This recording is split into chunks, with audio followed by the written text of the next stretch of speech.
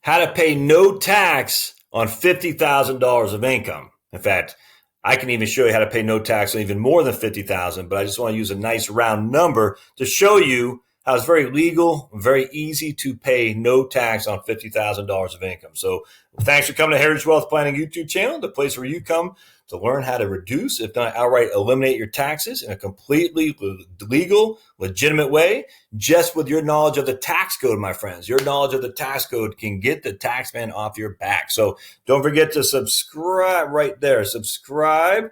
Oops, right there. I think you actually got to subscribe down here, as a matter of fact. Subscribe, then hit the bell to be notified for future content, because we're doing a lot of content here. And it's important for you to keep up, because what we're going to learn here today on the tax code is important. All right. And the reason being, I did a video yesterday on how to retire with $139,600.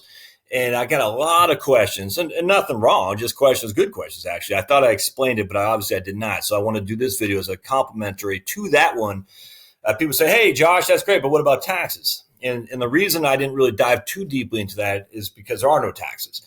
These folks, Joe and Jane, have no taxes. And I'll show you here in just a second how I got that number.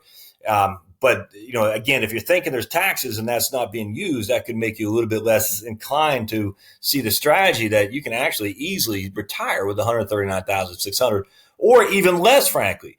But the taxes are eliminated. Let me show you how. So a couple of things going on here. When it comes to tax code, and I'm just looking at retirees right now, there's two ways you got to figure out your taxes once you're on Social Security. The first thing is you got to calculate your provisional income. Your provisional income will solely tell you how much of your Social Security will be subject to tax. All right, so let me show you this chart here. In 1983, Reagan signed the first law that started to tax Social Security. And basically what he signed was, if you're a single making over $25,000 in provisional income. So remember this term, provisional income. If you're a single making more than $25,000 of provisional income, up to 50% of your benefits could be subject to taxation. If you're married making $32,000 or more of provisional income, up to 50% of your benefits as well. Now in 1993, we fast forward, and now if you're single at making more than $34,000 of provisional income, up to 85% of your benefits could be subject to taxation. And if you're married, and this is what Clinton signed, if you're married, filing jointly and making more than $44,000 of provisional income, up to 85% of your benefits could be subject to taxation. Now, the problem was, when Reagan first signed this, only 10% of beneficiaries in Social Security were actually subject to income tax in terms of taxation of their benefits. Now we fast forward 35 years later, and more than half our beneficiaries are paying tax on their Social Security. And the reason is because these numbers haven't changed. They haven't been indexed. They've stayed the same since Reagan signed the law in 1983. They stayed the same since Clinton added to the law in 1993. They have not changed, which is the premise of why I wrote my book to begin with, the tax bomb in your retirement accounts and how the Roth IRA helps you avoid it. Because what's going on here is we've this regressive tax like there's never been. More and more people are being sucked into Social Security taxation because more and more people have IRAs, 401ks that they're drawing off, which is adding to their provisional income, which is making more and more of their Social Security subject to taxation. Completely regressive tax. And the same thing happened with the alternative minimum tax. Now, in the last Tax Cut and Jobs Act, they changed that quite a bit, thankfully. But the AMT was sucking more and more people, and it was never intended to do that. AMT initially was going after 300 people in the whole United States who didn't pay taxes. But now everyone's getting sucked into AMT. So that the new tax law changed that, which is good. The net investment income tax, which is under the Obamacare, is not indexed for inflation as well either. And so again, as like we witnessed in 1983, no one paid much mind to it for Social Security taxes because very, very few people are subject to it. The same thing on the NIIT. The net investment income tax is not indexed for inflation, which means fast forward 25, 30 years, more and more people will be subject to that as well, which is another reason why the tax bomb in your retirement accounts is there and is looming ever so dastardly, because a lot of people are not aware of that. So if people just planned properly, they would not have to pay taxes on their Social Security, but they didn't. And because they have big IRAs and 401ks. It doesn't have to be big, just means they're taking distributions from IRAs and 401ks. So let's talk about how provisional income works. It's pretty interesting, actually. And so going back to Joe and Jane, all right, so we got Joe and Jane, and they had $36,000 in Social Security. And we're just going to say for simplicity, they have IRA distributions of $14,000. All right, so provisional income works like this. You take half of their Social Security benefits and you add all their other income that they have to those half of your Social Security benefits to get these numbers over here. All right, now the only thing that does not added to this other income would be Roth IRAs. Everything else, to include tax-exempt municipal bonds, are added to other income when it comes to the taxation of your Social Security benefits. Everything else is except for Roth IRA distributions. Thus, the Roth IRA is so wonderful. So in this case, we take half of their Social Security, which is $18,000. We take $14,000, which is their IRA distribution, and we go to my trusty little calculator here. We got Social Security benefit $36,000. Well, just go ahead. You can watch me do this.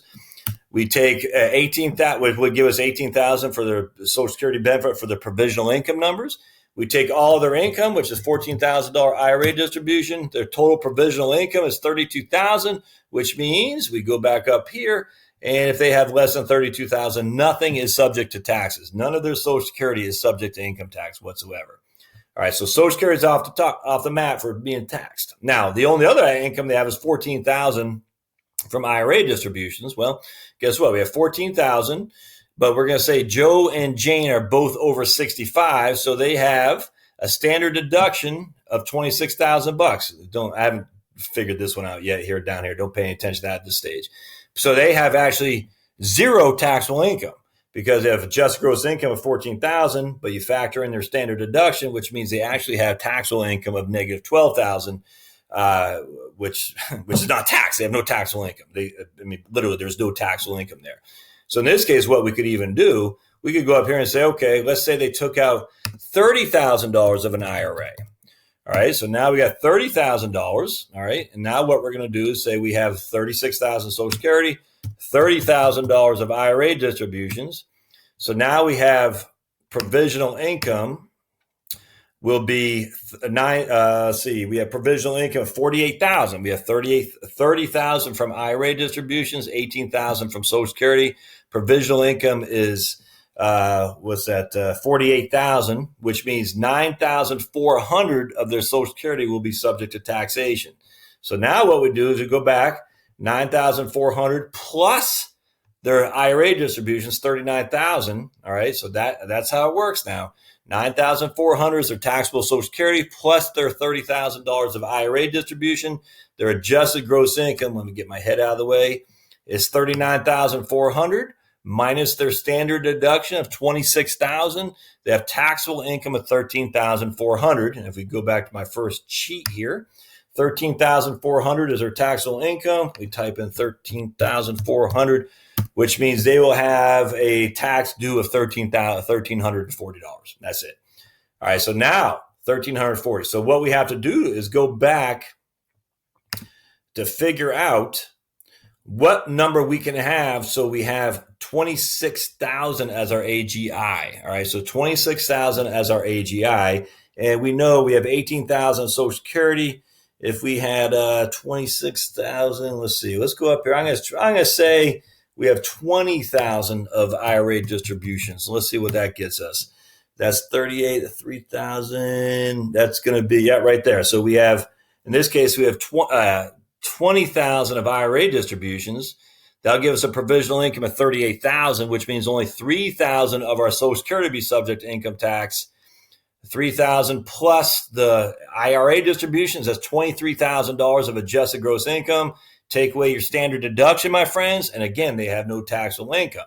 So now let's go up to here. We're going to put 23,000 as IRA distributions, and that should break us. Let's see, 23. Let's do 22,500. 22,000. I think it's actually 21,500. If I'm not mistaken. Yeah, right. No, 22,000. All right. So now we can have $22,000 of IRA distributions to go along with our $36,000 Social Security. That means we got $58,000 of income. All right. So $22,000 from IRA distributions, $36,000 from Social Security. Our provisional income will be $4,000. So $4,000 will be subject to income tax to go along with our $22,000 IRA distribution. Our adjusted gross income in that regard is $26,000. but you take your standard deduction and you have nothing. You owe nothing. 26,000 is your adjusted gross income minus 26,000 standard deductions, and your taxable income is zero. Again, don't pay attention to, I haven't figured out how to do this one here using the other taxable income sheet I have. So just pay no mind to that. But anyway, that is how it works. So in this case, we could have literally $58,000 of income and not be subject to any income tax whatsoever if we do our Social Security planning correctly.